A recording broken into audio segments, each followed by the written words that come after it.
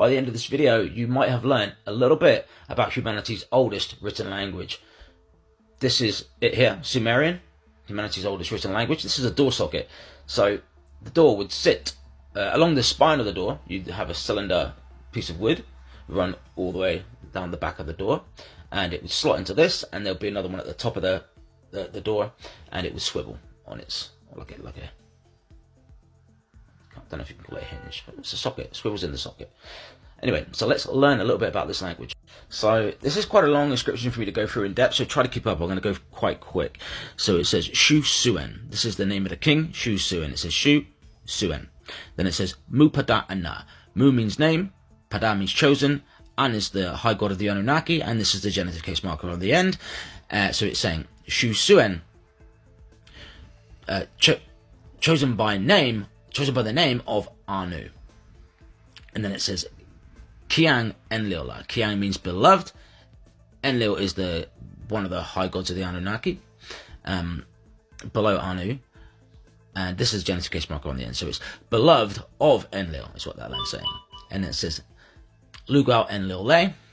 Lugal means king, Enlil again, but this time it's actually the ergative case marker. So it's saying, so the ergative case marker marks the subject of a transitive verb, so we know that Enlil is going to be the subject of what's to come on the next few lines. So Enlil, the king, Enlil. And then it says Shakuge Pada. Sha means heart, this means holy. This is the directive case marker, and Pada means chosen. So it's by his holy heart chose. And then this is going to tell us what he's chosen. The next couple lines is doing that. It says Nam Sipa Kalama U Anubda Lamubashe. So Nam Sipa means shepherdship, Kalam means land. This is the genitive case marker. This here means and. Anubda Lamubashe. Anubda means it means four quarters or the four corners, but what it often translates as is the four corners of the world or the four corners of the universe. So it's the king Enlil chose by his holy heart the shepherdship of the land and for the four corners of the universe. Lugal Kalaga. Lugal means king again, if you remember from up here. Kalaga means strong. Strong king or mighty king. Lugal Orumma, king. This is the city of Ur, and the genitive case marker on the end. This is the name of the city. This is the determinative for city, not meant to be pronounced, and this is a genitive. So it's Lugar Orumma, the king of Ur. And then Lugar Anubda Lamuba, if you remember up here, Anubda Lamuba. So this is again saying for the four corners of the universe or the four corners of the world, but this time it's attached to the head noun of king. So it's the king of the four corners of the universe. And then it says Dinge Ranir. This is being used for its head noun value of Dingir rather than An or the proper noun Anu, which is meaning God. And then it's attached to the dative and the third person singular. So it says for his God or for his personal God. And this next line is a name. It says Ituria. This is a name. And then it says Ensi Ashnunaka. Ensi Ashnunaka. So Ensi, I usually translate that as prince.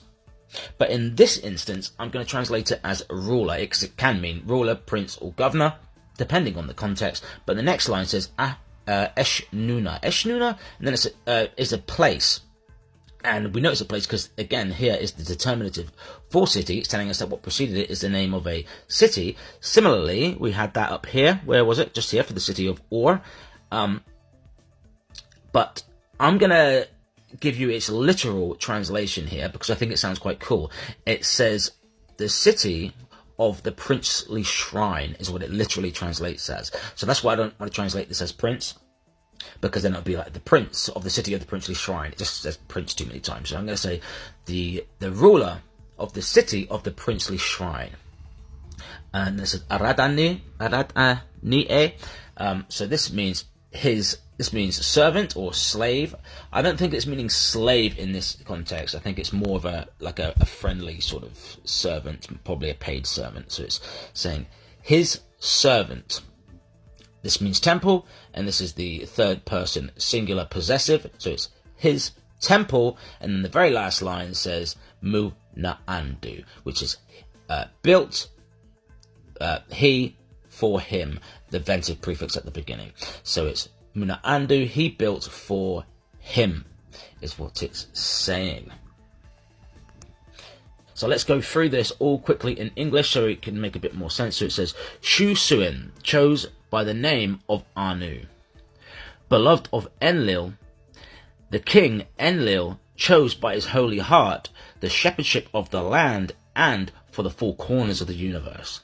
The strong king, the king of Ur, the king of the four corners of the universe, for his personal god Ititura, the ruler of the what did I say that was? Eshnuna, the city of the princely shrine.